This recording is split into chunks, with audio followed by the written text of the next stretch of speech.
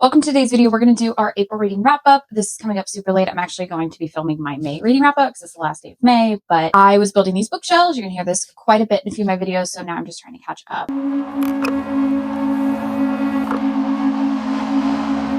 First, into the stats. In the month of April, we read 12 books with an average of 421 pages. We got our physical TBR up to 72.01%. And the average time on my TBR was 26 months. The average star was a 3.23. I did buy 5 new books. I spent $41.95. It cost on average $8.39. I plan to do like a book haul video at another time. So I'm just going to go quickly over all the reviews, especially since all my reviews are not up yet. I'm just going to select one. So one of them I read was Harry Potter and the Prisoner of Azkaban by J.K. Rowling. This is the third in the Harry Potter series. This is the one where Sirius escapes from Azkaban, which is like the most heavily guarded prison in Wizarding World. Everybody thinks that Sirius and Voldemort are working together and that Sirius is after Harry, so they're all trying to protect him. And a lot is happening. He's also back at his third year at Hogwarts. Again, it's just that really fun, nostalgic Harry Potter for me. Another one I read was Radium Girls by Kate Moore. This is a nonfiction about Radium Girls back in World War I. These are women that worked with radium. A lot of them would like paint radium dial, and they would like lick the paintbrushes. We're told over and over and over that it's safe to do that. However, it turns out it wasn't. They started to experience side effects that were very life-altering and deadly. Despite how much they were trying to advocate for this and there was evidence, the companies were bigger than them. They gaslit them. So it's a really sad story. It does kind of speak to some of the things like OSHA and like safe work environments and some of those rights. I also really enjoyed that in the book, it has like pictures of the people it's talking about. So as you're reading the book, you can reference those pictures, put a face to the name, and just really brings their story kind of a little bit more to the center. So this is a really good book. I would recommend. I read all of the Court of Thorn and Roses series by Sarah J. Maas. So the first one, Court of Thorn and Roses. So Feyre is immortal. Her and her family are starving. So she goes out to get food. She sees a really massive wolf. She thinks all the things that it could benefit. So she kills a wolf. Turns out that wolf has consequences. In comes Tamlin, who's a fae, comes to take Feyre back to pay penance for killing the wolf, because turns out the wolf was actually not just a wolf. She goes into the Fae world. We realize that the Fae world is in absolute chaos, and then she also develops a relationship with Tamlin. I really enjoyed this. It gave me a little bit of a discovery of witches, but with fairies. World building was really well. I really enjoyed that in character building. Tamlin by no means is a perfect character, and that comes later in other books. The next one's A Court of Mist and Fury by Sarah J. Maas. Feyre now has the powers and lifespan of the High Fae, because when she was defeating Amarantha, then she died, and that was their way of saving her. Now she's set to marry Tamlin. However, she also feels this obligation to fulfill her bargain with Rhysand that happened in the first book. So she's spending more and more time with Rhysand and realizing that maybe Tamlin is not the fairy that she thought he was. He's actually a terrible, awful, selfish person. You really see that in this book. Kind of helps you reflect on, understand that he's not that good in the first one, but it just really brings to light kind of how terrible of a person that he is. Again, the war's going. There's more characters and relationships that Rhysand has. There's more of the Night Court and the fairy realm that you get to see, and that's really great. It was really fun to see more of that world coming to light. A Court of Rings and Runes by Sarah J. Maas. This is the third one. This is where Sarah J. Maas started to lose me. It started to become less like a fantasy with romance and more like a romance with fantasy. There is still some world building. I was kind of ready for the story to move on, maybe the first portion of it to kind of wrap up and build into something else. And I've said this before, I think if it was a trilogy, then maybe I wouldn't have that opinion. I'd be okay with it. But knowing that there's 5 books overall, I kind of wanted this to end and another story to like build on top of it. You know, they're trying to figure out who they can trust, the chaos of the world. There's still more threats to the human world, yada, yada. So again, still good, but this is where I kind of started to lose steam with the series. A Court of Frost and Starlight by Sarah J. Maas. This one is 3.5, so book 4. I think it maybe is supposed to be a filler. I still think it has a little bit of a purpose, but you see more of Feyre's family. It's after the war. They're trying to kind of figure out what this world's going to look like, who's in power, how this is going to work, etc. And I think really this is just kind of help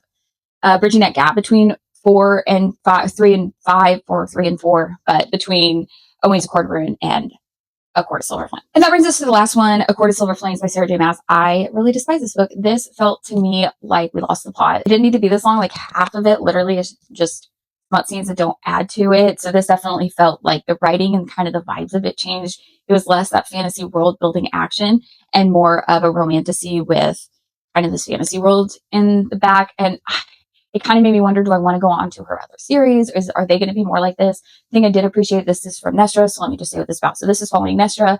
She's learning about her powers and learning to wield in her relationship with Cassian. However, she, again, hates being a High Fae after she was forced into the cauldron, so it's a lot of that. But a lot of the smut scenes felt like they were not adding value. They were getting redundant, and also just, it really just felt like kind of the same story, just through a different character and a lot of redundancies. So this was a letdown and kind of, yeah, wouldn't recommend.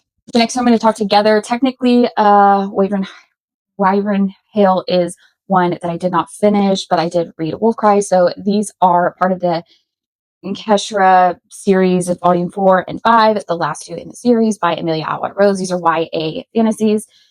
This one's following Eliza as she's now the heir to the Serbian Avian court. She's trying to bring them together. However, there's still a lot of infighting. They're not getting along. She gets kidnapped, has to get back, make everything good, etc. I started to read this. I got about a quarter of the way through it, and I just kind of stopped. It didn't feel it was worth my time.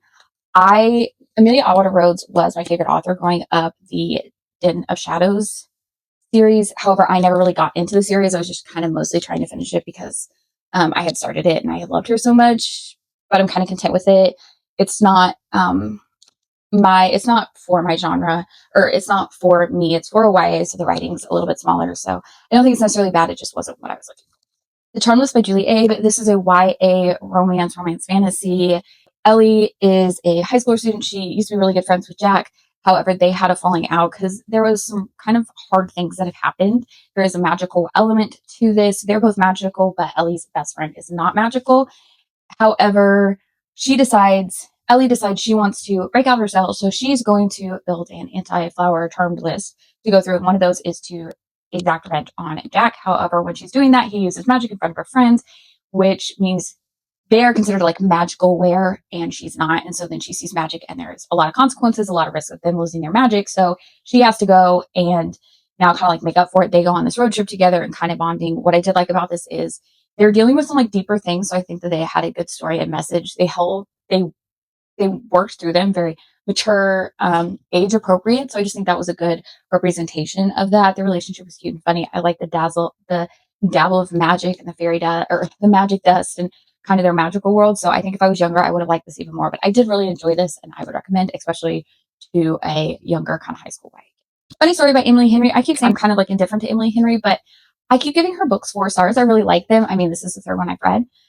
So maybe I'm a little bit more of an Emily Henry fan. I will say I think this might be one of my favorites. So Daphne is dating Peter. Peter cheats on Daphne on Peter's bachelor. So Peter and Daphne are engaged.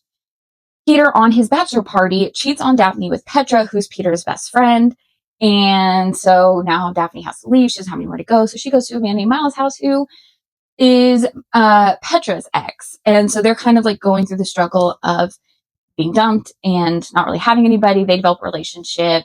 It's really cute. The way that Miles and Daphne work together in their relationships, they really kind of play together. So it makes sense why they would come together, and you're rooting for them, and they're a fun one. I also enjoyed that the way Emily Henry wrote this wasn't just like writing out how terrible the characters were, but just kind of showing it through them. She didn't make the characters just bash talking them all the time, and just kind of letting the actions of the characters stand on their own. So I did appreciate that. I don't think that what holds Daphne and Miles apart is anything that you can't forgive when they get back together.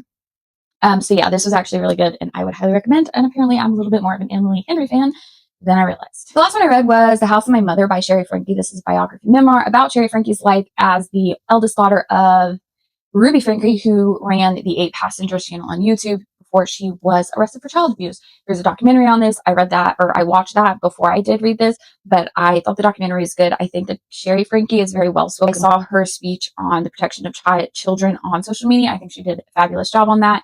You can see that she truly believes that, because despite the fact that this story is about what her mother did, she respects her siblings and never uses their name. She really focuses on her and still protects her brother and her younger siblings' kind of right to tell their side of the story. And I think she did a really good job writing her story. And you hope it helps with her journey, because I'm sure there's a lot going on there. But yeah, this was really well done. That's like the down and dirty of what I read in the month of April, which is going up super late. But watch out for my May. That's probably going to be coming up here right after this. So I'll see you in the next one. Bye.